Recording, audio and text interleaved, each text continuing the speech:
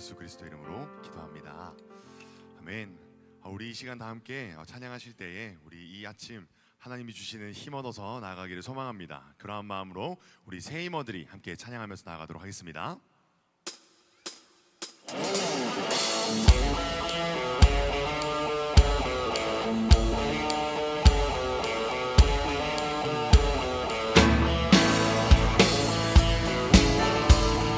오늘도 이 아침을 깨우며 주님 주신 힘으로 우리 함께 사역하는 우리가 되길 소망합니다. 새 힘어들이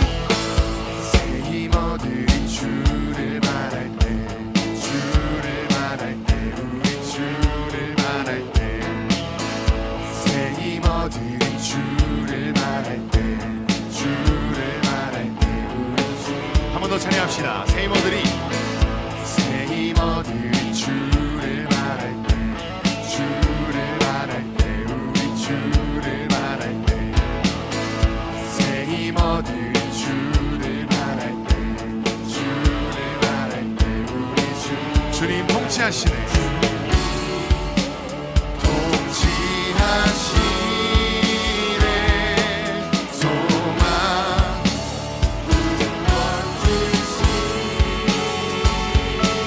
당신은 영원한, 당신은 영원하신 주, 내 영원하신 주, 지치지 않으시는 주님, 약한 자만 되시며 위로자 되시며 독수리 같은 힘 주시네.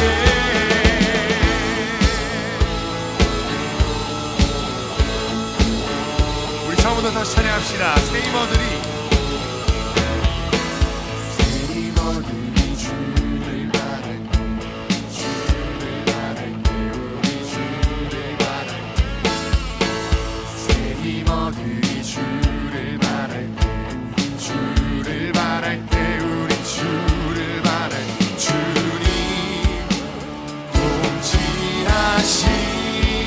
통치하시네. 소망 구원 주시는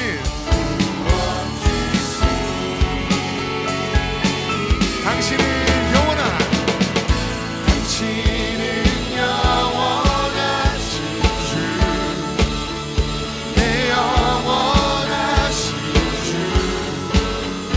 지치지 않으시는 주님, 약한 자만 되시며 위로자 독수리 같은 한 번 더 찬양합시다. 당신은 영원한, 당신은 영원하신 주, 내 영원하신 주, 지치지 않으시는 주님, 약한 자만 되시며 위로자 독수리 같은 힘 주시네.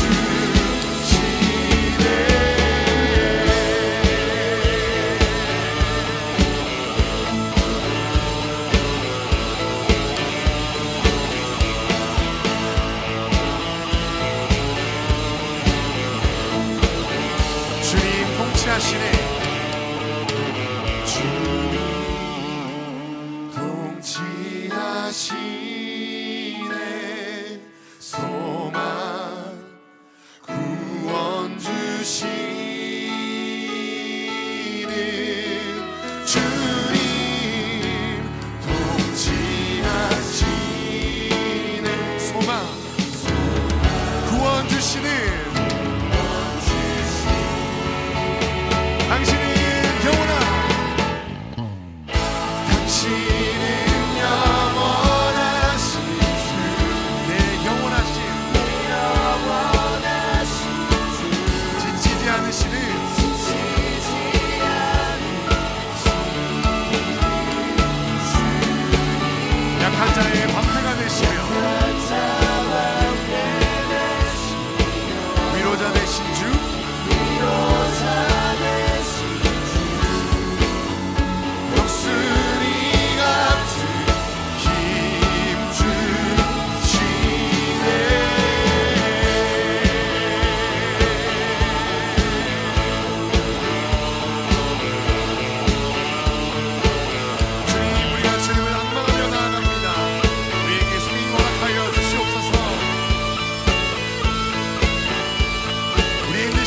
주의 영광의 박수 올려드립시다.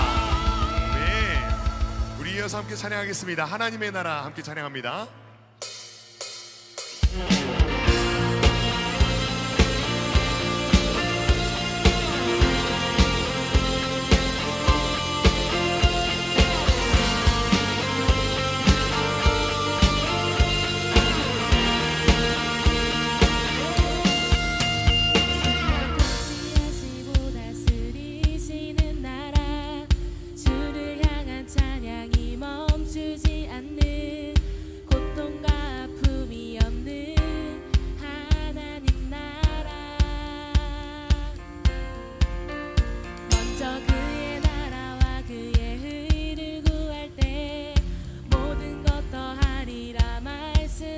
주 세상 염려 내려놓고 주께 경배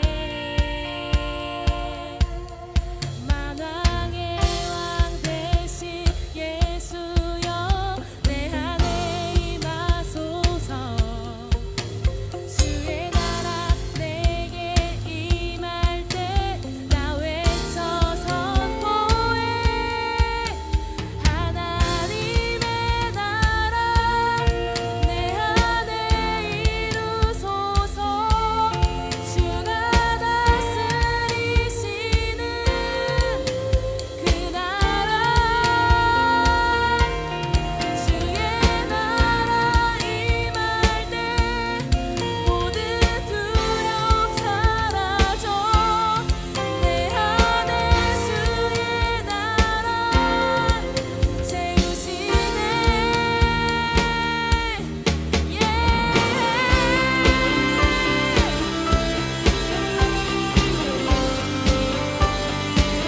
하나님의 받는 이 땅이 하나님이 다스리시는 하나님의 나라가 되기를 소망합니다.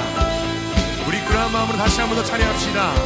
주가 통치하시고 주가 통치하시고 다스리시는 나라 주를 향한 찬양이 멈추지 않는 고통과 아픔이 없는 하나님 나라 먼저 그의 나라와 그의 의를 먼저 그의 나라와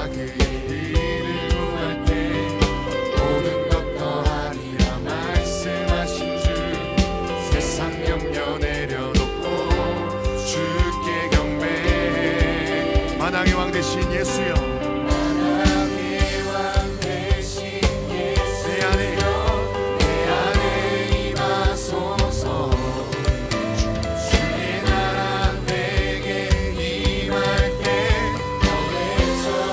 한 번 더 만왕의 왕 되신 예수여 만왕의 왕 되신 예수여 내 안에 임하소서 주의 나라 내게 임할 때 외쳐 선포해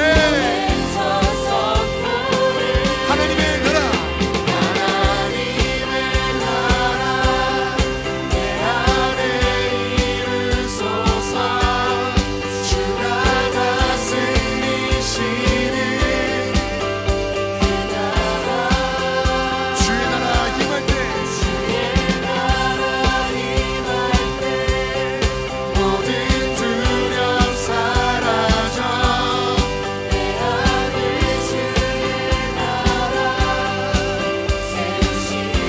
만왕의 왕 되신 예수여 만왕의 왕 되신 예수여 내 안에 임하소서 주의 나라 내게 임할 때 나 외쳐서 한 번 더 만왕의 왕 되신 예수여 만왕의 왕 되신 예수여 내 안에 임하소서 주의 나라 내게 임할 때 나 외쳐 선포해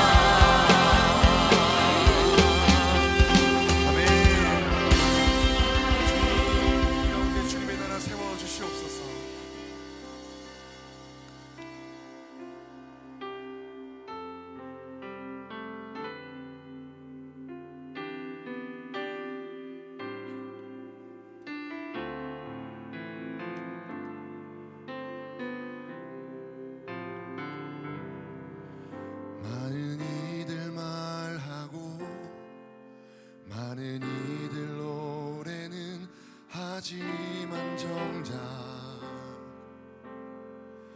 가진 않는 길 두려운 생각보다 많이 힘들고 험한 길보단 그저 말로만 가려기에 점점 멀어져만 가네. 내게 생명 주었던 그 길 점점 이용하려 하네. 내게 사랑 주었던 그 길 다시 오는 앞에 내 영혼 선해 주님 만난 그때 나 다시 돌아가 주님께 예배 드리며 다시 십자가의 길 걸으리. 많은 이들 말하고 많은 이들 말하고 많은 이들 노래는 하지만 정작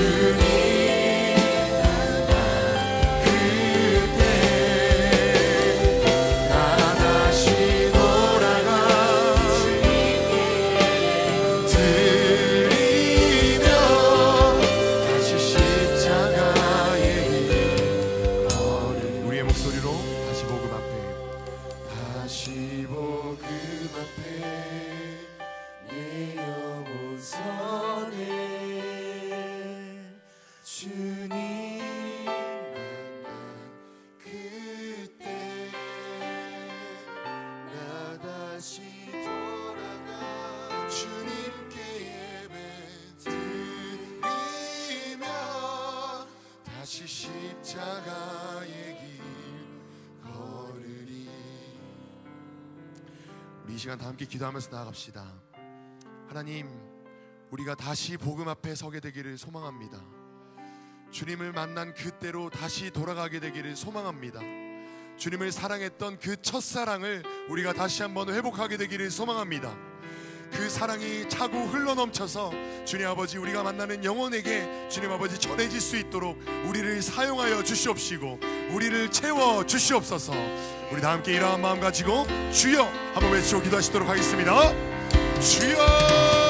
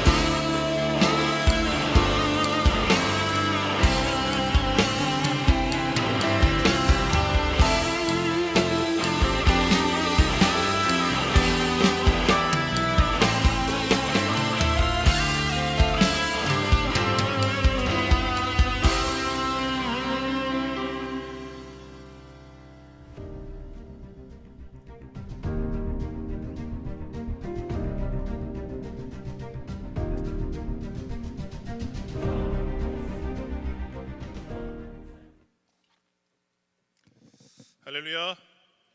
예, 귀한 아침에 찬양으로 섬기신 찬양팀 위해서 박수 한번 드리겠습니다. 감사합니다. 수고하셨습니다.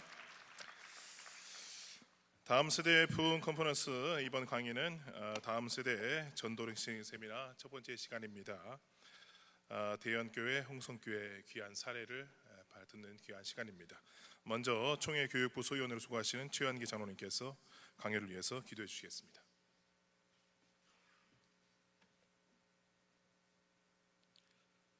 성결교회와 성도들을 사랑하시는 하나님 아버지, 다음 세대의 부흥을 소망하며 2023 다음 세대 부흥 컨퍼런스를 이곳 평창에서 개최케 하여 주심에 감사와 찬양을 올려드립니다. 117년차 교단표원 한 성도 한 영혼 주께로에 발맞추어 복음 전대의 열정이 회복되고 부흥하는 성결교회가 되기를 기도합니다.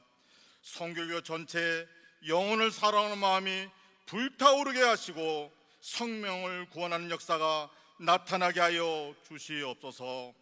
특별히 교단의 미래인 다음 세대가 위기입니다. 다음 세대를 위해 눈물 흘리며 기도하지 않은 것을 회개합니다.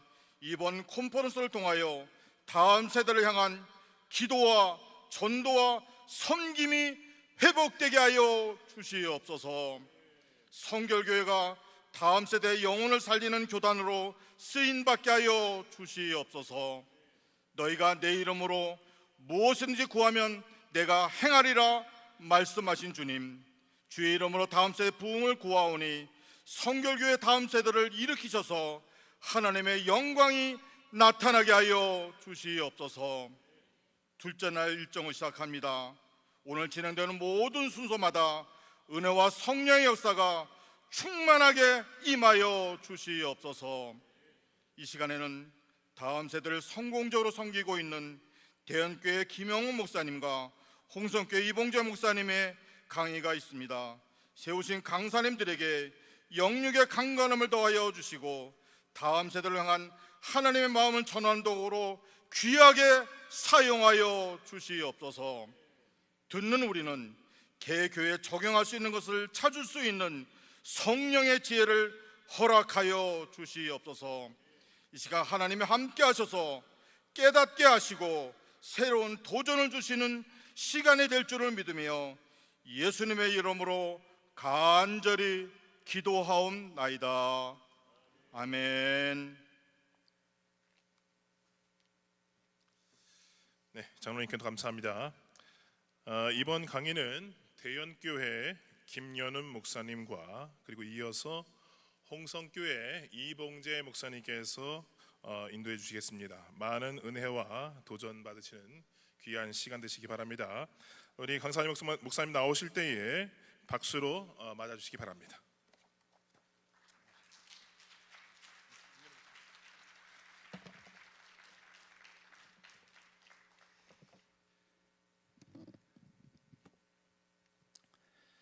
네, 반갑습니다. 네, 저는 대연교회를 섬기고 있는 부목사 김영욱이라고 합니다. 저희 대연교회에서 이제 교육사역을 담당하고 있습니다. 저희 담임 목사님께서는 저희 부목사들이 이제 교회를 더 잘 이해하고 배워나갈 수 있도록 이 사역 담당자들을 돌아가면서 담당하게 하시는데요. 저는 작년까지 선교 파트를 담당하다가 올해 저의 차례가 되어서 교육사역을 담당하게 되었고, 올해 담임 목사님께서 총회장으로 섬기시는 것과 맞물려서 이 교육사역을 담당하게 된 제가 아주 감사하면서 약간은 부담스러운 저희 교회 사례를 발표할 수 있는 기회가 저에게 허락되어진 것 같습니다. 그 담당을 맡게 된 책임으로 지금 발표를 하게 되었는데요. 이 자리에 서게 된 이유가 있다고 믿고 필요하고 전달해야 하는 내용들을 이 시간을 통해서 잘 전달해 보도록 하겠습니다. 특별히 준비하면서 이 컨퍼런스가 다음 세대를 위한 부흥을 기대하고 준비하는 시간인 만큼 저희 교회의 사례가 이 개교회들에게 조금이나마 도움이 되었으면 좋겠다는 마음이 있었습니다. 주님께서 저희 성결교단의 교회들에게 새로운 세대들을 준비하게 하는 일들을 행하고 계신다고 믿는데, 그 일들이 잘 준비되어지고 진행되어져서 이 다가올 새로운 시대에도 쓰임받는 우리 성결교단이 되기를 소망해 봅니다.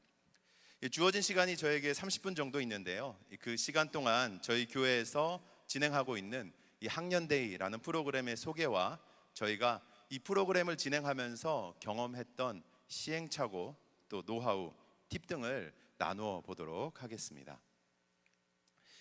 저희 교회에서 진행 중인 이 학년데이라는 프로그램을 고민하고 시작하게 되었던 때를 되짚어보니 10년 정도 전 2013년쯤이 되는 것 같습니다.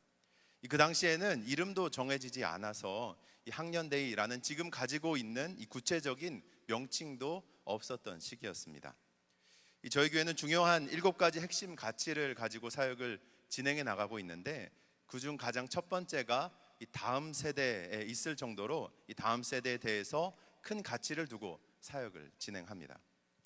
이 교회의 이런 가치에 동의하여서 헌신하는 이 선생님들이 각 부서에 모이게 되었고, 그 열정들을 모아서 아이들을 돌보고 섬기는 일들을 함께 수행해 나갔습니다. 특별히 그 중에서도 학교 교사로 일하고 계신 몇몇 분들과 함께 이 아이들이 교회에서 보내는 시간들에 대한 논의들을 구체적으로 하게 되었습니다.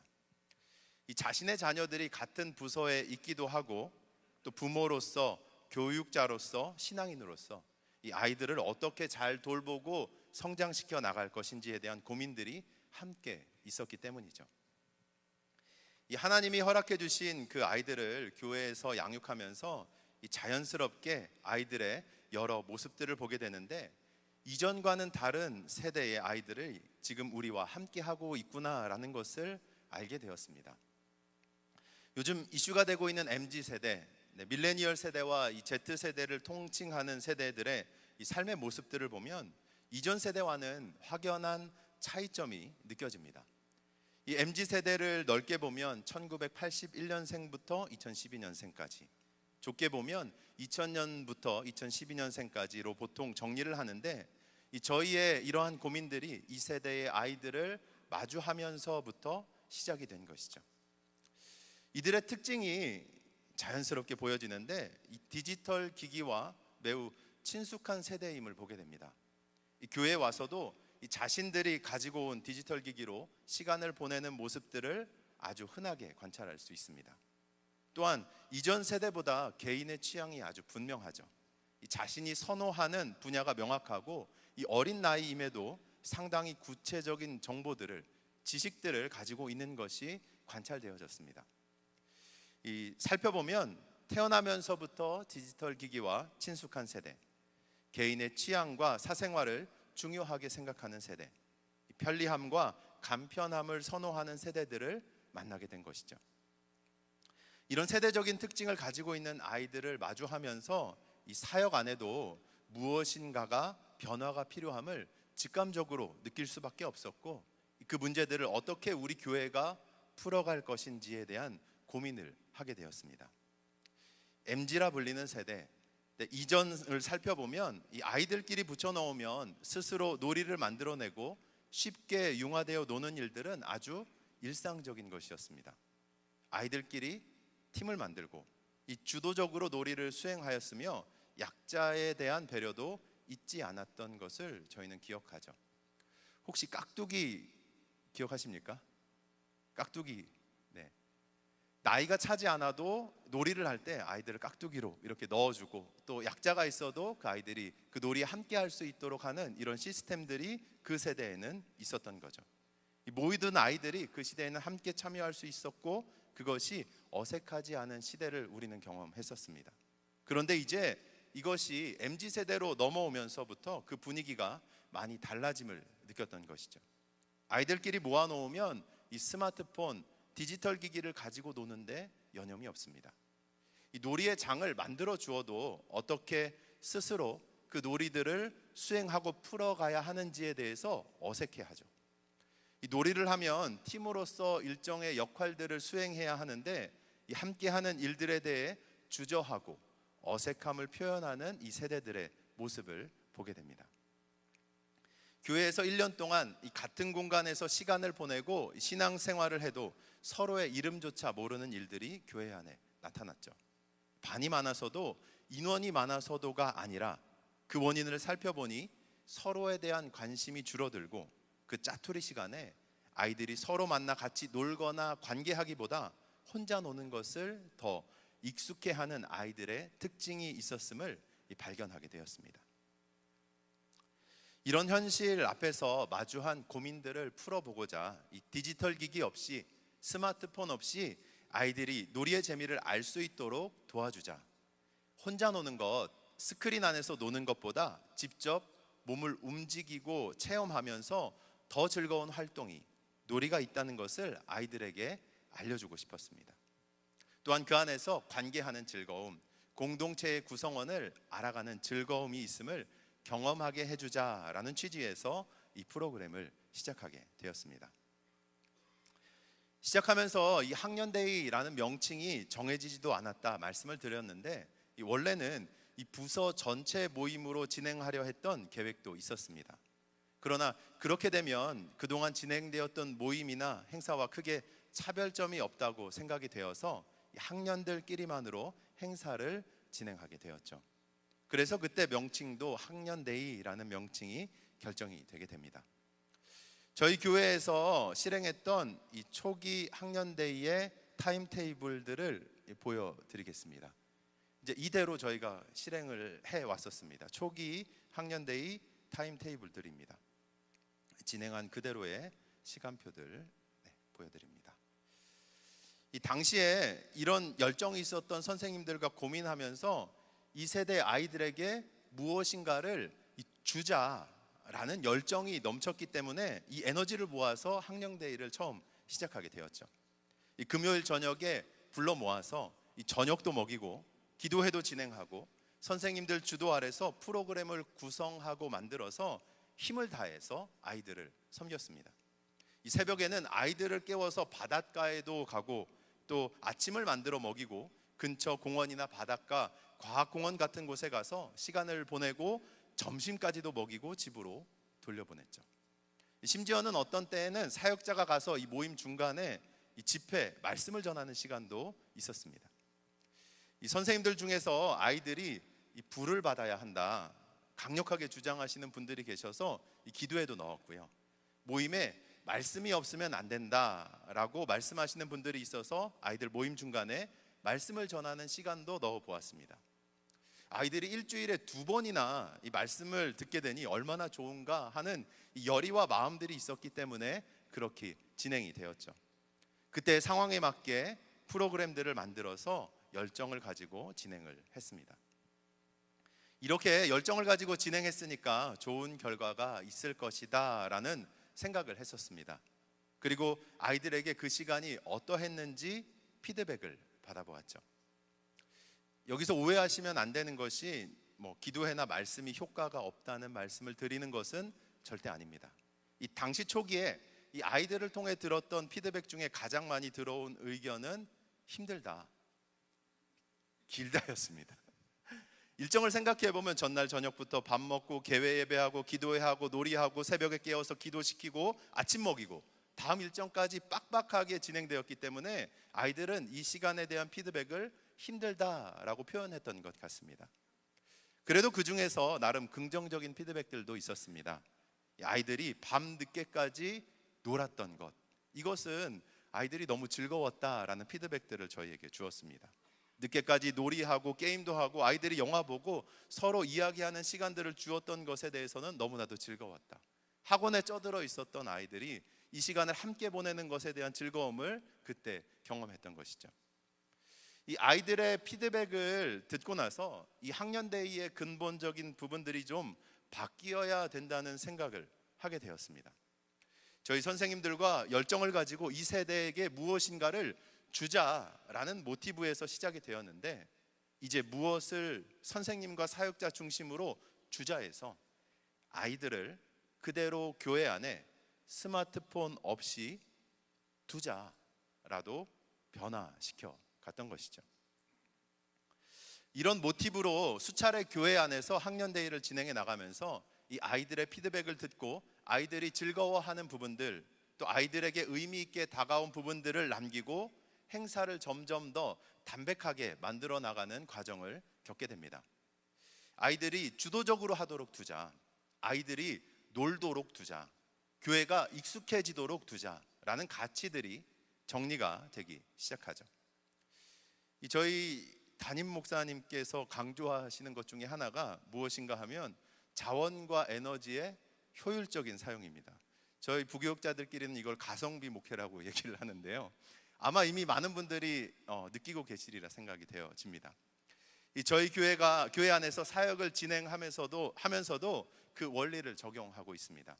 처음에는 힘을 참 많이 주어서 이 행사를 준비했었는데 오히려 점점 더 진행하면서 핵심적인 가치들 몇 가지만이 남게 되고 진행은 더욱 단순해지고 분명한 목적들만이 남게 되어졌습니다.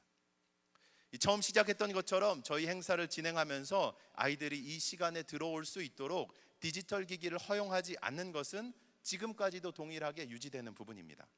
또한 이 공동체성이 더욱 함양되도록 아이들 주도적인 시간에 약간의 가이드들을 주어서 함께하는 놀이, 함께하는 시간을 더욱 많이 보내도록 학년데이가 구성되어지게 됩니다. 이렇게 시행착오를 경험해 가면서 핵심적인 가치들이 정리되고 이 학년데이라는 행사의 목적을 수정해 가면서 이 프로그램을 10년 정도 진행해 보게 되었습니다. 이 농사를 하며 씨를 뿌리면 열매를 기대하기 마련이죠. 더더군다나 세세하게 잡초 뽑고 거름 주고 물을 주었다면 수확에 대해서 기대하는 것은 지나친 것이 아닐 것이라 생각해 봅니다. 주님께서 은혜를 베풀어 주셔서 감사하게도 이 학년데이의 열매들이 점점 맺혀가는 것을 직접 목격할 수 있었습니다. 저희 교회가 학년데이를 진행했던 연도부터 작년까지 이 교육부서 전체의 출석 평균을 정리해 본 도표입니다. 학년데이를 시작한 2014년부터 작년까지의 데이터를 보실 수 있는데요, 이 프로그램이 계속 수정되고 진행되는 과정 가운데 인원이 늘어가는 이 교육부서들의 모습을 확인할 수 있었습니다. 물론 이것이 다 학년데이를 해서 이렇게 되었습니다 라고 말씀드리는 것은 아닙니다. 하지만 지금은 학년데이가 저희 교회에서 빼놓을 수 없는 하나의 프로그램으로 자리 잡아서 유아부에서부터 고등부에 이르기까지 모든 부서 안에서 학년데이를 진행하고 있습니다. 2020년도부터 시작된 코로나 팬데믹 이후에 저희 교육부서도 위기를 경험하게 됩니다. 모일 수 없는 상황, 이 부모님들의 불안감으로 다음 세대의 사역이 큰 어려움을 저희도 동일하게 겪었지만 지금은 다시 회복하고 있는 추세입니다. 준비하면서 올해 교육부서의 평균 인원들을 확인해 보았는데 이 코로나 이전 평균 출석 인원이 거의 회복되어져 가고 있었습니다. 이런 회복이 가능하도록 돕는 좋은 프로그램이 바로 이 학년데이가 되었다라고 말씀드릴 수 있겠습니다.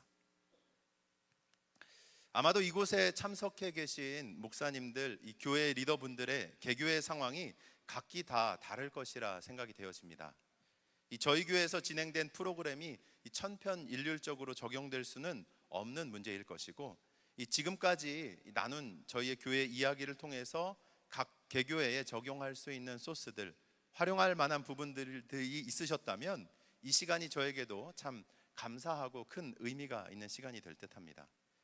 어제부터 저도 집회에 참석하면서 우리 교회들이 하나님께로부터 오는 모략, 전략이 있어야겠구나 하는 생각을 개인적으로 하게 되었는데, 이 사역이 단순하게 그냥 일이 아니라 주님께서 원하시는 것을 알아 지혜롭게 그 일들을 준비하는 자들에게 허락되어지는 은혜임을 보게 되는 것이죠.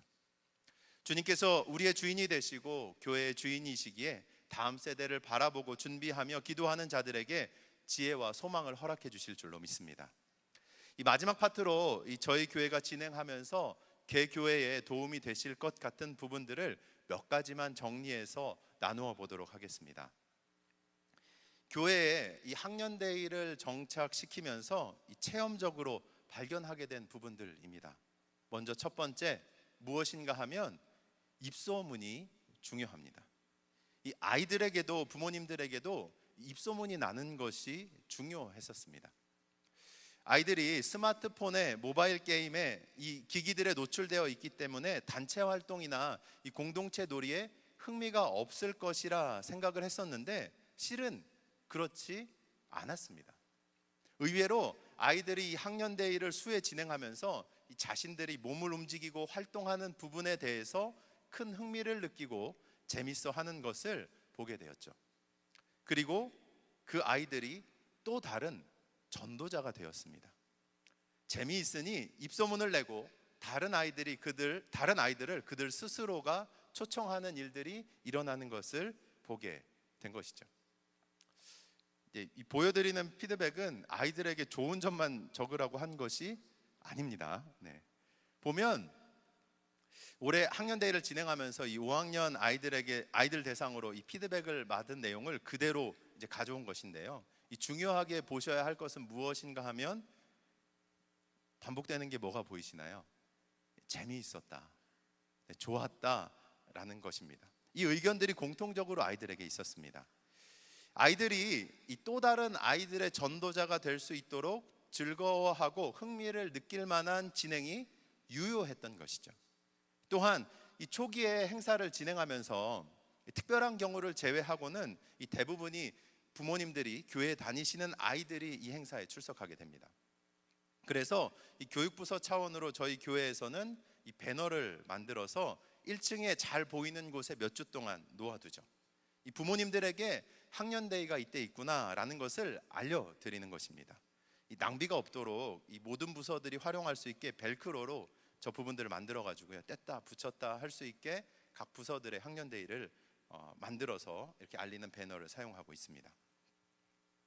이 부모님들이 관심을 가지고 이 행사가 진행된다는 것을 알고 있는 상황에서 아이들의 긍정적인 피드백이 부모님에게 들려지게 되죠.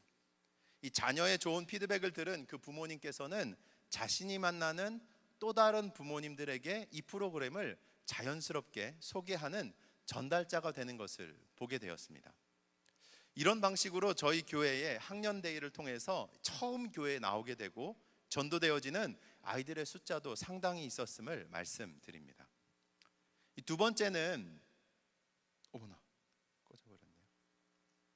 두 번째는 공동체 놀이의 활용입니다. 이 아이들이 입소문 내는 아이들로 변모해 갈 수 있었던 것은 바로 즐거운 활동 때문이었습니다. 아이들 주도적인 모임이 이 행사의 지향점인데 처음 정착하기 전에는 이 초기의 세팅이 조금 필요하죠. 이 아이들에게 그냥 너희들끼리 해봐라 라고 하면 진행되기가 어렵습니다. 아까 이 시간표에서도 잠깐 보여드렸듯이 식사를 만들어 먹기, 단체 피구, 개인 장기자랑 등등의 여러 활동들을 저희 교회 안에서 학년대회를 진행하면서 실행했었습니다.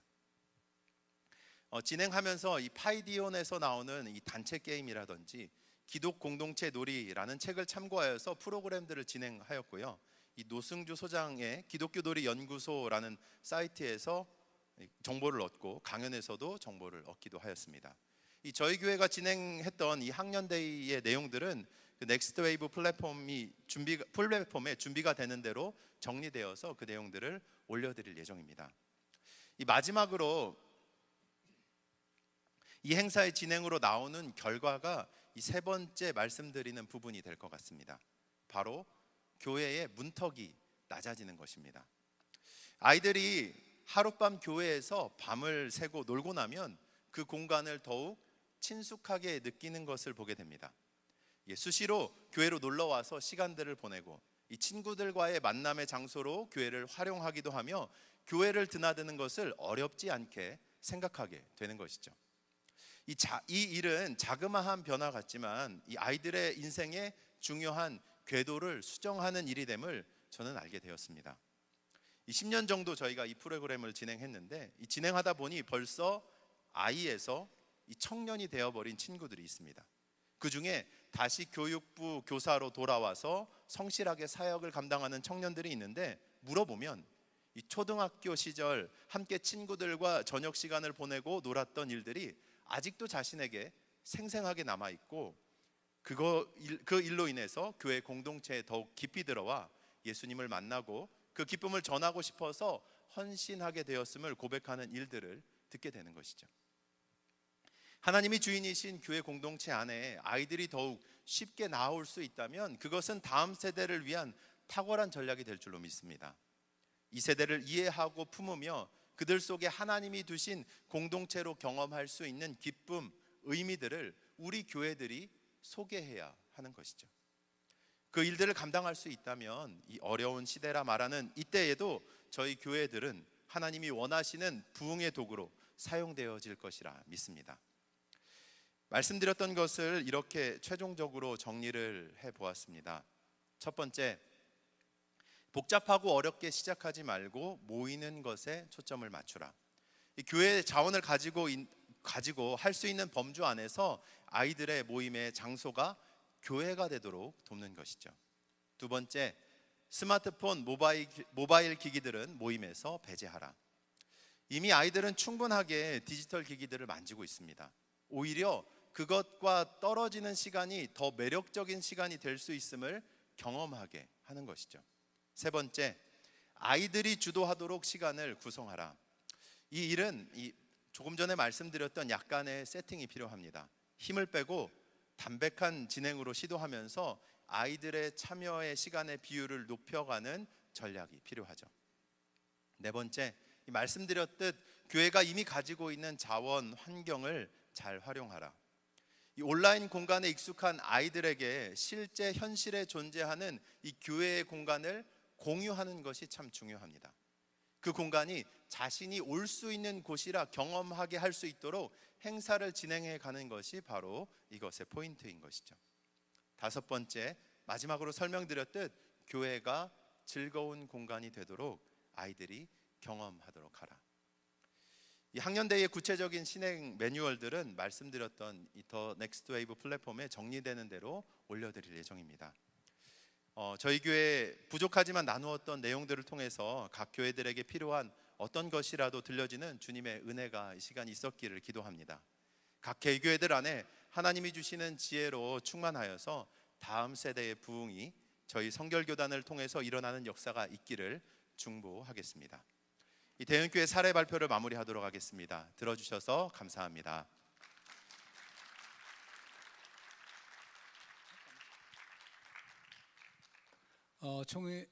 우리 대형교회 담임 목사님이신 총회장님께서 잠깐 나오셔서 요거에 대한 보충 설명을 조금 해주시겠다고 합니다. 잠깐만 시간을 드리겠습니다. 다 아시겠지만 이것을 시작하게 된 계기 중에 하나가 저희들 세대만 해도 갈 곳이 없으니까 교회를 학교 마치면 무조건 가잖아요. 중고등학교 때도 시험 때면 교회에서 공부하고 밤에 라면 끓여 먹다가 혼나고 이렇게 그런데 그것이 추억이 되고 친구를 만드는 계기가 됐지요. 근데 우리 아이들은 교회에 대한 추억이 없어요. 친구들과 놀아본 추억도 없고 그래서 그 추억을 만들어 보자고 했는데 처음에 너무 과욕을 부려서 재정과 에너지 낭비가 있었어요. 무슨 말이냐면 저녁 해줘야죠. 아침 사줘야죠. 그러면 오래 할 수 없습니다. 그래서 뭐 일부러 10시나 11시 늦게 모이면은 밥 안 해줘도 돼요. 그리고 새벽기도 전에 집에 돌려보낸다든지 그냥 이렇게 해서 돈이 들어가면 오래 못 간다는 것.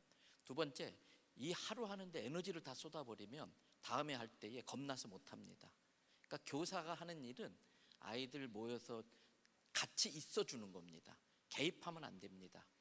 그리고 다만 성적인 문제라든지 이런 뭐 좀 도가 지나치는 것들을 컨트롤 해주는 차원이 되어야 되고, 재밌게 놀게만 있어주면 그냥 5학년 데이 그러면 5학년 교사 한 명만 가면 됩니다. 거기 막 여러 명 가면 안 되고, 그러면서 이제 그렇게 되면 교사 입장에서는 1년에 몇 번 안 합니다. 그래서 부교육자들이 매주 갈 수 없습니다. 그 지치기 때문에. 그래서 아까 우리 김 목사 말씀하신 것처럼 가성비 있게 효율성 있게 힘 안 들이고 돈 안 들이면서 오래 가고 효과는 좋게 볼 수 있는 것을, 그 마인드를 놓치시면 안 됩니다. 예, 감사합니다.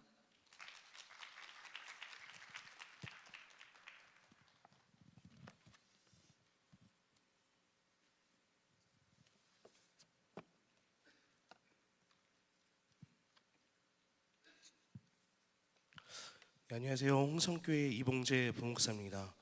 저는 교육 파트만 15년째 하고 있고요. 기독교육과를 졸업하고 다음 세대들에게 너무나도 큰 부흥과 도전을 주고 싶고 비전을 선포하고 싶어서 교육사역에 뛰어들고 연구를 계속해서 하고 있습니다. 오늘 홍성교회 사례 발표를 할 텐데 홍성교회 그 PPT 한번 보여주시죠. 홍성교회 올해 키워드 주제가 회복을 넘어 부흥으로라고 하는 주제입니다. 아마 대부분 교회들이 회복 아니면 부흥이라고 하는 키워드를 넣어서 주제를 잡았을 텐데요. 아무래도 코로나가 지나면서 이제 다시 교회가 예전처럼 돌아오는 장이 됐으면 좋겠다라고 하는 그런 마음으로 이런 주제들을 선포했을 겁니다. 홍성교회는 이미 코로나 이전에 있었던 인원들을 다 회복했고요. 넘어서서 지금 굉장히 많은 부흥을 이뤄가고 있습니다. 그래서 그 중심에 다음 세대들을 향한 프로그램들이 있었고, 다음 세대들을 향한 프로그램이 진행될 때에 어른 세대들이 동참하게 되는 이런 계기를 마련하게 되는데, 오늘 그 사례에 대해서 발표를 하도록 하겠습니다. 이 그래프는 굉장히 많이 보셨을 거예요. 코로나가 끝물에 오면서 뭐 교육목회 트렌드 혹은 관련 자료에 보면은 이전에 있었던 세대들 인원과 얼마나 감소가 되었는지에 대한 그래프들을 많이 보게 될 텐데, 19세에서 29세 2017년과 2022년을 보면 거의 절반으로 줄었거든요. 그런데 이 그래프가 우리에게 주는 치명적인 단점이 하나 있습니다. 뭐냐면 자꾸 인원을 회복하려고 하는 거예요. 그래서 교육 목회의 가장 기본적인 것은 예수 그리스도가 가르쳤던 핵심 가치를 전했을 때에 허다한 무리가 모이는 건데, 우리는 이 그래프를 보면서 교회의 머릿수를 다시 늘려야 된다고 하는 우리에게 단점을 굉장히 주고 있거든요. 그래서 홍성교회는 다음 세대들에게 세 가지의 플랫폼을 가지고 다가가고 있습니다. 첫 번째는 코로나를 지내면서 우리는 알게 되었습니다. 기초 신앙교육의 부재. 온라인으로 예배를 드리면서 가정에서 신앙교육이 어떻게 드려졌는지, 또 그 아이들이 온라인이 끝나면서 교회로 돌아오지 않았다는 것은 부모 세대가 얼마나 기초적인 교육이 덜 되었는지, 또한 이 교회가 아이들을 향하여서 얼만큼 기초적인 탄탄한 반석들을 매기지 않았는지에 대한 것들의 부재를 우리는 깨닫게 되는 거죠. 초등학교 때부터 산수부터 시작해가지고 열심히 배워서 수능 보고 대학 가야 되는데, 우리는 이미 이 기초적인 것을 배제하고 그 수능의 문턱을 넘어야 된다라고 하는 생각을 가지고 아이들에게 다가가고 있는 것 같습니다. 그래서 기초신앙교육의 부재를 보면서 교회로 모여야 되는 이유가 무엇인가를 아이들에게 알려주었고요. 그리고 교회 안에서 나는 과연 무엇을 해야 하는가를 알려주는 플랫폼으로 아이들에게 다가가기 시작했습니다. 두 번째는요, 예배 시간의 공유입니다. 왜냐하면 어른들의 예배와 아이들의 예배, 더러는 어른들의 예배가 더 중요하고 아이들의 예배는 더 중요하지 않다라고 하는 생각하는 많은 분들도 계시고, 또 그런 부모들도 있더라고요. 그래서 죄송하지만 저는 기독교 교육을 전공한 사람으로서 아이들의 예배가 얼마나 귀하고 소중한지를 여러분들에게 이야기를 해주고 싶거든요. 그래서 오늘 플랫폼 중에는 수요 예배, 그리고 금요 심야 예배, 주일 오후 예배 때 홍성교회는 아이들 예배가 따로따로 진행이 됩니다. 그러니까 많은 몇 교회들은 이미 이 일을 하고 계신 교회들도 있지만 각자 다른 색깔로 아이들을 초청하였을 때에 믿지 않는 외부에 있는 자녀들을 어린이 예배로 보내는 그런 분들이 계시기 시작했습니다.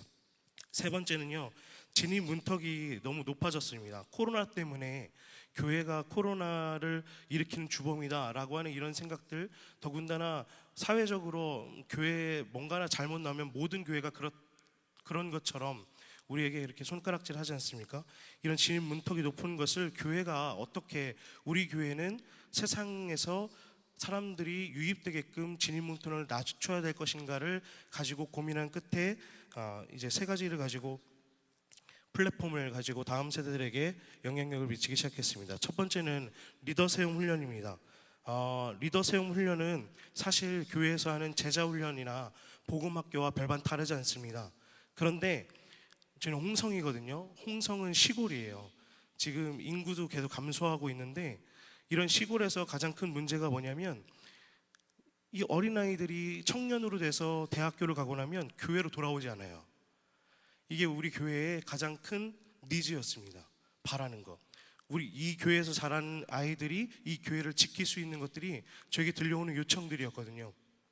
그래서 리더 세움 훈련을 시작하게 됐는데 유년부, 초등부, 청소년부가 다 같이 모여서 훈련을 받는 겁니다. 리더 세움 훈련은 선착순을 받아가지고 훈련할 때에 각 부서 사역자들이 매주 토요일마다 아이들에게 지금 사사기를 하고 있는데 성경에 나오는 리더들에 대해서 가르치고, 월 1회는 제가 모임을 진행을 하면서 유년부, 초등부, 청소년부가 다 섞어서 지금 4개의 조로 운영이 되고 있습니다. 이렇게 해서 서로 밀어주고 당겨주고 하는 일을 하고 있는데, 리더 세움 훈련을 하면서 아이들에게 내가 과연 우리 부서에서 어떠한 봉사를 할 수 있는가를 알아가고, 그리고 그것을 배워가고, 그리고 선배, 누나, 언니, 오빠들에게 어떠한 방법으로 청소년부에서는, 초등부에서는 봉사를 하고 있는지를 우리 친구들이 다 배워가고 있는 케이스가 되었습니다. 어린이 예배 공동체는요, 수요, 금요, 주일 오후 예배 때 어린이들만의 예배 공동체로 이루어지고 있습니다. 그래서 이 예배 가운데에 우리 교육부서 사역자들 뿐만이 아니라 교육부서에 있는 교사들이 로테이션으로 들어오면서 아이들에게 봉사와 섬김으로 마음을 나눠주고 있습니다. 그리고 올해도 진행이 되지만 지역사회를 초청하는 진입장벽을 낮추는 공개적인 행사를 진행하게 됐는데요. 홍성교회는 주차장이 굉장히 넓어서 이를 활용해서 에어바운스와 플리마켓을 진행하게 됐습니다. 그런데 에어바운스하고 플리마켓이라는 게 뭐가 그렇게 대단하냐라고 말하자면 다음번에 지나가면서 이 말씀을 해드리도록 하겠습니다. 첫 번째 리더 훈련에 대해서 조금 자세하게 말씀을 드리면요, 훈련의 목적은 뭐냐면 우리 교회에서 성장한 다음 세대가 성장한 후에 리더로 세움을 받아서 이 교회를 지킬 수 있도록 훈련하는 겁니다. 그래서 유년부에서 리더 세움 훈련을 받은 친구들이 초등부에 가서 내가 봉사해야 될 자리가 어딘가를 확실하게 알고, 그리고 초등부에서 리더 세움 훈련 받은 친구들이 청소년부에 가서 내가 리더 세움 훈련에서 받았던 은사, 봉사, 가졌던 훈련들을 가지고 어떻게 해야 될지를 알고, 그리고 청소년부에서 리더 세움 훈련 받은 친구들이 청년부에 가서 내가 가야 할 자리들을 찾아가는 거예요. 제가 홍성교회 온 지 딱 2년이 안 됐거든요. 이제 전에 있던 교회에서 8년 동안 교육부서를 담당하면서 리더 세움 훈련을 했을 때에 놀라운 일이 벌어졌는데 뭐냐면, 제가 마지막으로 나올 때에 리더 세움 받은 훈련 받은 친구들이 거의 대부분이 이제 밖에 각 부서에서 한 번씩만 받게 돼 있는데, 받은 친구들이 청년부에 올라갔을 때에 18명 중에 17명이 매주 빠지지 않고 교회에 나와서 청년부를 섬기기 시작했습니다. 그리고 이 친구들이 결혼해서도 이 교회를 지키기 시작했고, 평택에서 수원에서 주일마다 조청교회 사역을 했었는데 조청교회로 모여들기를 시작을 했고요. 그리고 청소년부를 담당하고 있었는데 이 아이들이 예배를 만들어가기 시작했습니다. 그래서 제가 홍성교회 오기 바로 전년도에는 교사들이 예배 준비를 한 적이 한 번도 없습니다. 찬양인도, 악기, 방송, 영상, 심지어 유튜브 업로드까지 아이들이 각자의 은사를 받아서 리더세움 훈련에서 받은 노력들과 결과들을 가지고 자기가 어디에서 봉사해야 되는지 그것을 찾아서 하게 되었습니다. 그래서 한 학기에 3개월, 그래서 총 2학기를 진행하게 되는데요. 매월 1회는 제가 목감기 걸려서 죄송합니다. 매월 1회는 전체적으로 모여서 이 모든 친구들이 공통적으로 조를 만들어서 언니 오빠들이 어떻게 끌어주는지, 또 유년부 친구들은 낯설고 좀 어색하지만 어떻게 내가 따라가야 되는지 이것들을 배우는 프로그램들을 진행하고 있습니다. 그래서 각 한 학기 훈련이 끝나면 리더십 캠프를 떠나게 되는데요. 이번에 저희는 이제 글램핑 혹은 카라반으로 가서 아이들끼리 음식을 만들어 먹고 또 아이들끼리 말씀 묵상을 해서 그걸 발표하고 하는 일들을 진행하려고 하고 있고, 그리고 2학기가 끝나면 제주도로 리더십 캠프를 가게 되는데, 더러는 야 제주도 가면 좋겠다, 놀러 가는 거구나 이렇게 말할 수도 있겠지만, 제주도 크리스천 순례길이라고 하는 책이 있어서 요거를 같이 공부하면서 그곳에서 4.3 사건으로 인해서 그 죄 없고 그냥 죽어가는 사람들을 살리기 위해 순교하셨던 목사님들에 대한 이야기를 우리가 배우면서 우리도 그런 리더로 세워져야 되겠다라고 하는 기도처와 그 목사님들 사역하였던 교회를 방문하면서 리더십 캠프를 진행하게 됩니다. 훈련 비용은 아이들이 내는 비용은 다 교재로 사용하거든요. 그래서 사역자들이 매월 1회 제외하고 나머지 3주 동안은 교재를 가지고 공통 커리큘럼으로 배우고 있습니다. 지금 저희 사사기 말씀 보면서 하나님께서 세우신 리더들에 대해서 배우고 있습니다. 간식비와 준비비는 각 부서 예산으로 진행하고 있고요. 리더십 캠프 비용은 전체 비용 중에 절반은 아이들이 되고, 그리고 나머지 절반은 교회에서 대주는 걸로 리더십 훈련을 진행을 하고 있습니다. 그래서 리더십 훈련의 결과를 보게 되면요, 부서 진급 시에 누락되는 인원이 최소화됐습니다. 제가 지금 청소년부를 담당하고 있는데 올라올 때 진급했던, 초등부로 진급했던 인원이 8명이었거든요. 그런데 2명이 리더십 훈련을 받고 전도했는데 지금은 28명이 중학교 1학년입니다. 굉장한 놀라운 결과를 일어나게 됐죠. 그리고 두 번째는 뭐냐면 봉사의 자리의 연계성입니다. 그래서 언니 오빠들이 찬양팀으로 섬기고 있고, 언니 오빠들이 어떠한 방법으로 예배를 섬기고 있는지를 보면서 다른 부서들도 언니 오빠들이 했던 부서에 있었던 사역의 자리에 본인들이 동참할 수 있도록 이끌어주는 자리가 되게 되는 거죠. 그래서 나중에 청년이 되고 장년이 되었을 때도 뭐 방송실 인원이 없어서 모집하고 이러는 것이 아니라 본인들이 스스로 그 자리를 찾아가서 그 자리를 메꾸는 그런 현상들이 일어나게 됐습니다. 그리고 주변 친구들을 봉사팀으로 초청하기 시작했습니다. 그래서 자기가 어떠한 은사가 없고 어떠한 재주가 없어서 봉사팀에 들어가지 못하는 팀들은 성경 통독반을 따로 만들어줬습니다. 여기에 지금 30명이 들어와서 성경 통독을 하고 있거든요. 그러니까 내가 무언가를 할 수 없어도 공동체의 한 일원으로서 내가 역할을 감당하고 있구나라는 모습을 보여줬을 때에 이것이 각 부서를 올라가면서 그 아이들에게 더욱 빛나는 비전이 제시가 되는 것 같았습니다. 네 번째는 잘하는 분야를 찾을 수 있었습니다. 사실 이거는 그들이 찾아내는 것이 아니라 사역자인 저나 선생님들이 아이들에게 격려를 하는 겁니다. 잘할 수 있다고, 그리고 이거를 했으면 좋겠다라고 격려를 해 주는 것이죠. 그래서 우리는 꼭 잘하는, 보편적으로 잘하는 친구들을 리더로 세우고 회장으로 세우고 이렇게 하고자 하는 마음이 있는데, 사실 기독교 교육은 그렇지 않습니다. 못하는 사람도 이렇게 세워서 내보내면 어느 자리든 가서 하나님의 말씀을 선포할 수 있는 자가 된다라고 하는 거죠. 그래서 그에게 믿음을 꾸준히 주었을 때에 그가 변화되는 것들이 이 리더 세움 훈련의 결과로 세워지게 되는 겁니다. 그래서 제가 막 담당하고 있는 청소년부에도 뭐 잘하는 거 없고, 그리고 낯가림 많고, 그리고 뭐 하면은 막 빼고 하는 친구가 있는데 꾸준히 지켜주고 할 수 있다라고 하는 격려를 거의 1년 정도 하니까 그제서야 찬양팀 들어오고 자기가 하고자 하는 일들에 대해서 열정적으로 갖게 되고 선생님들과의 만남의 교류가 많아지기 시작했습니다.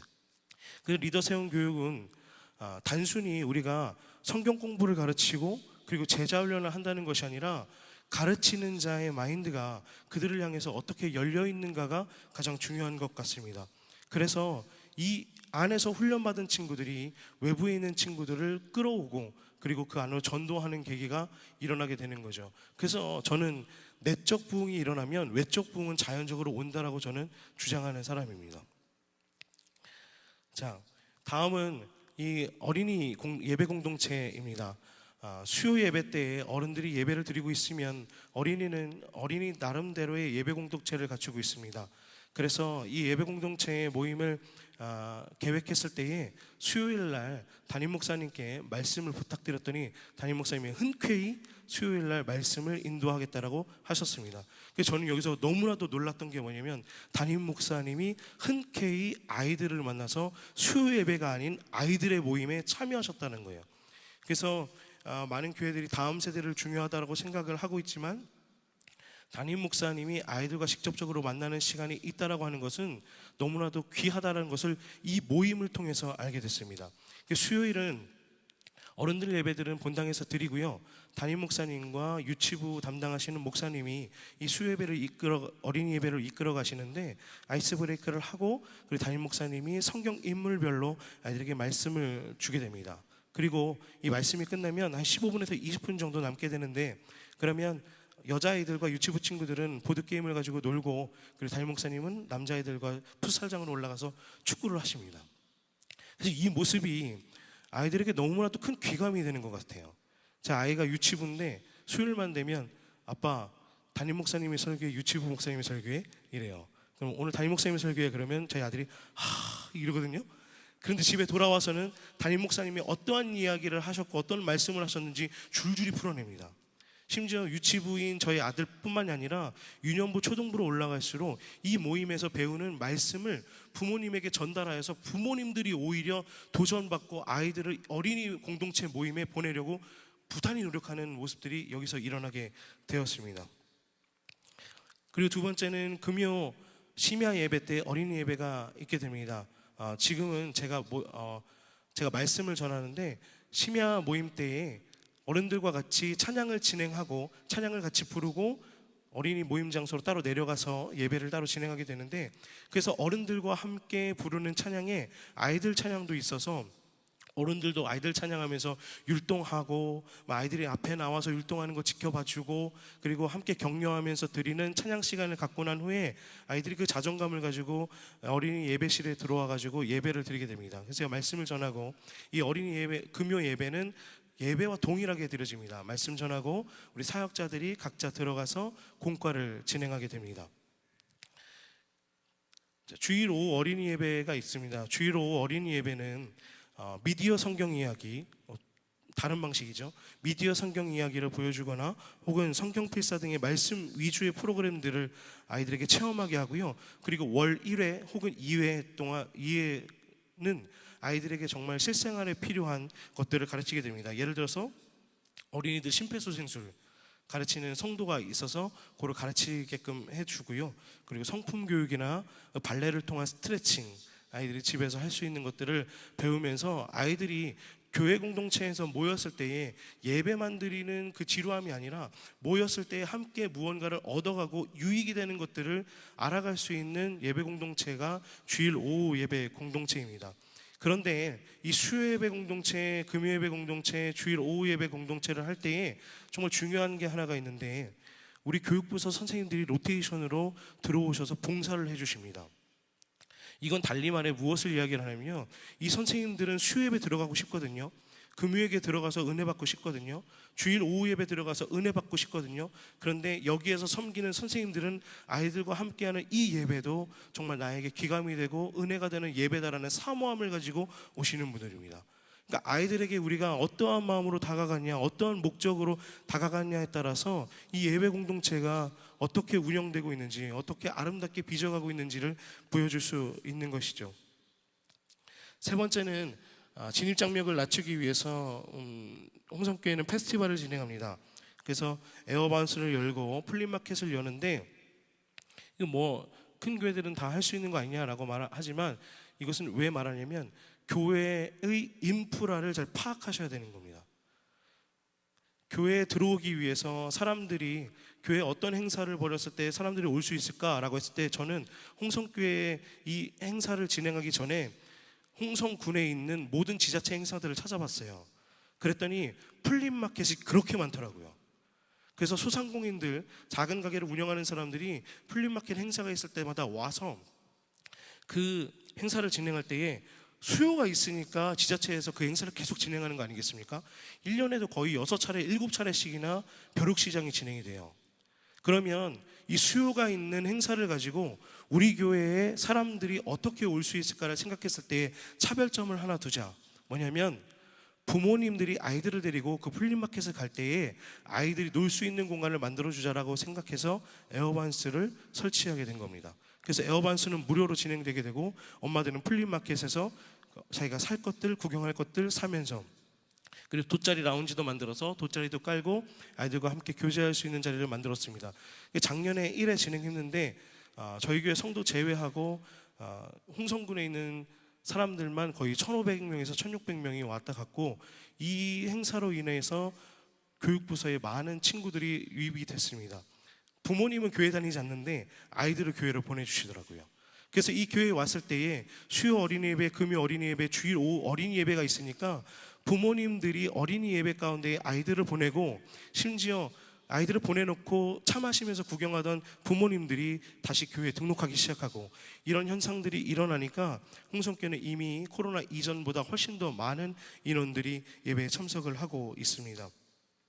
이렇게 아이들에게 이런 플랫폼으로 다가갔을 때에 정말 큰 폭발적인 부흥이 하나 일어났던 건 뭐냐면, 아이들의 부모 세대였던 3040 세대들이 우리도 아이들처럼 정말 수련회를 갖고 싶고, 우리도 아이들처럼 예전에 청년 때 가졌던 수련회 가서 외치고 부르짖었던 그 삶을 살고 싶고, 그리고 우리도 아이들처럼 우리도 그곳에 참여하여서 더욱더 적극적으로 예배하고 싶다라고 하는 불길이 일어나게 돼서 3040 수련회를 진행하게 됐습니다.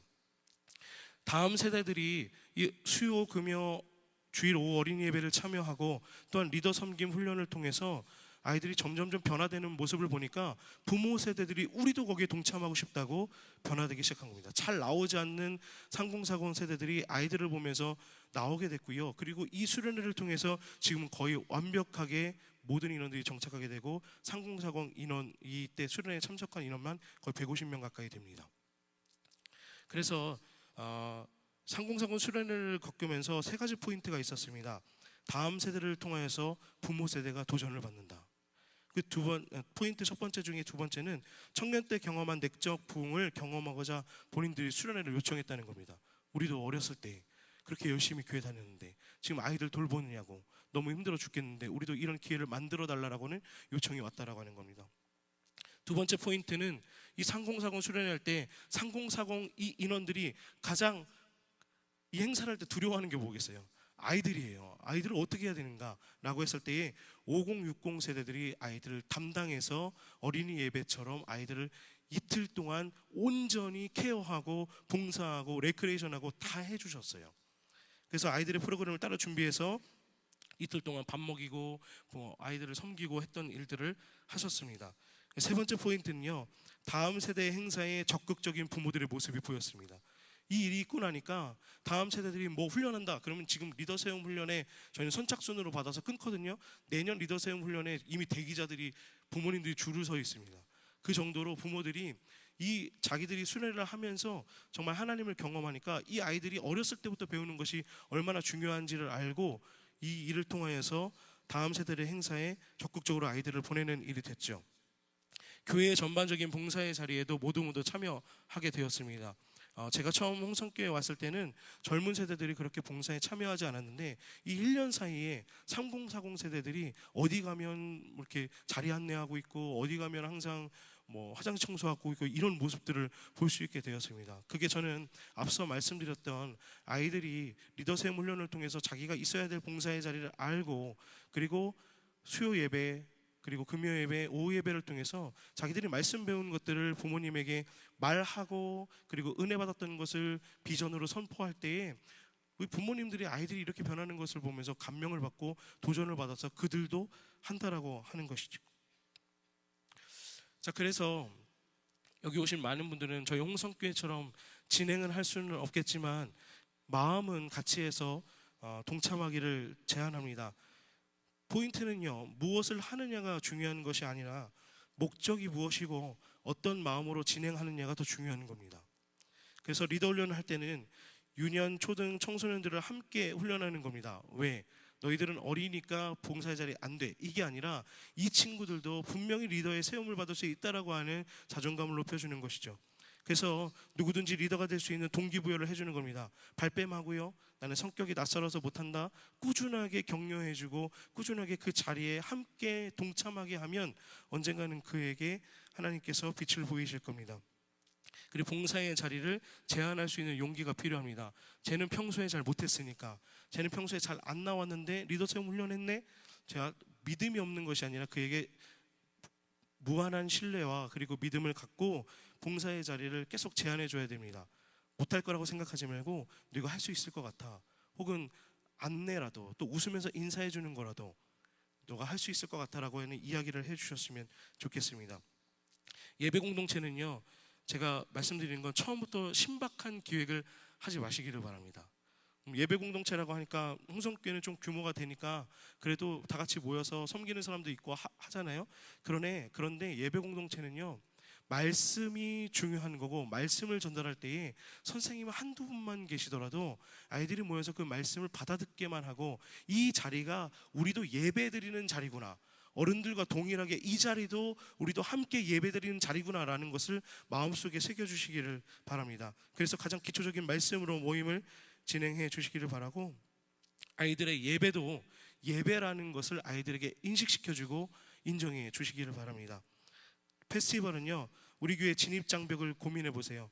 왜 우리 교회에는 다른 사람들이 들어오지 못할까라고 하는 것을 생각을 한다면 아마 우리 교회 단점들이 눈에 보일 겁니다. 그리고 나서 우리 교회 장점을 떠올려 보십시오. 홍성교회는 사실 제가 봤을 때 가장 큰 장점은 주차장이 넘다는 것밖에 없었습니다. 그래서 이 주차장 넓은 것을 어떻게 활용할까 했을 때 지자체 행사들을 찾아보게 됐고요. 그래서 하나하나 단계를 밟다 보니까 이런 행사를 갖게 되었습니다. 그리고 가장 적합한 계획을 해보세요 라고 했던 건, 우리는 예산도 안 되니까 에어바운스를 할 수 없습니다. 에어바운스가 중요한 게 아니라 우리가 진행을 했을 때에 한 영혼이라도 우리 교회에 올 수 있는 영혼이 있다면 그것은 우리에게 가장 큰 좋은 기획이 되는 겁니다.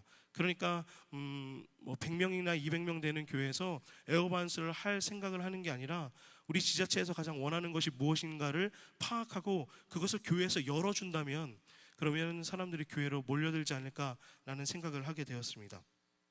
3040 수련회는요, 부모들의 예배 참여 환경을 한번 여러분들이 지켜보시기를 바랍니다. 부모님들이 예배에 얼만큼 참여하는지 혹은 예배에 얼만큼 사모하고 있는지를 바라보면서 아이들에게 그 사모함을 부어주면 부모님들에게도 그 사모함이 주어진다고 하는 것이죠. 교회에서 할 수 없다면 참여시키기를 바랍니다. 우리는 3040 세대들을 수련회를 해줄 수 없어요 라고 한다면 정말 많은 수련회들이 있습니다. 그래서 그곳에 1박이든 2박이든 보내면서 다만 그 윗세대들이 아이들을 돌봐주고 그리고 아이들과 함께 케어해 준다면 이 3040 세대들이 그런 수련회 가서 자기들이 열정을 밟고 오면 우리 교회에 씨앗이 되고 밑거름이 되지 않겠습니까? 그러나 3040들이 정말 아이들 때문에 아이들 케어하느라고 본인들의 은혜를 받지 못하는 경우가, 찾아먹지 못하는 경우가 너무나 많아요. 그래서 이것들을 챙겨주는 여러분들이 되시기를 바랍니다. 그리고 대신 가장 큰 고민인 아이들, 방금 말씀드렸죠? 아이들을 돌봐주신다면 3040 세대들도 다시 한번 부흥을 일으킬 수 있는 계기가 될 거라고 생각을 합니다. 그래서 2023년 9월까지 홍성교회 새가족 등록 인원을 보면요, 작년은 180여 명이 등록을 했고 그리고 다음 세대는 80여 명이 등록을 했습니다. 그래서 이 행사 1년밖에 진행을 안 했는데 이 정도의 부흥이 있다라고 한다는 것은 여러분들의 교회에도 우리 교회 인프라를 잘 생각하고 우리 교회 아이들에게 가장 필요한 말씀을 어떻게 전할 것인지를 고민을 한다면 저는 말씀 속에 답이 있다라고 보는 사람입니다. 그래서 마지막으로 여러분들에게 말씀을 드리는 것은 말씀이 교회로 모이게 하는 겁니다. 이 사도행전 말씀에도 있지 않습니까?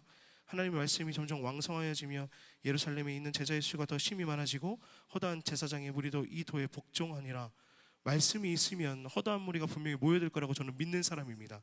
그렇기 때문에 전도하기 위해서 전도의 어떤 행사를 가지고 나아가는 것이 아니라 말씀을 먼저 두고 반석을 세우고 그리고 말씀을 가지고 나아가는 그런 교회들이 되길 바랍니다.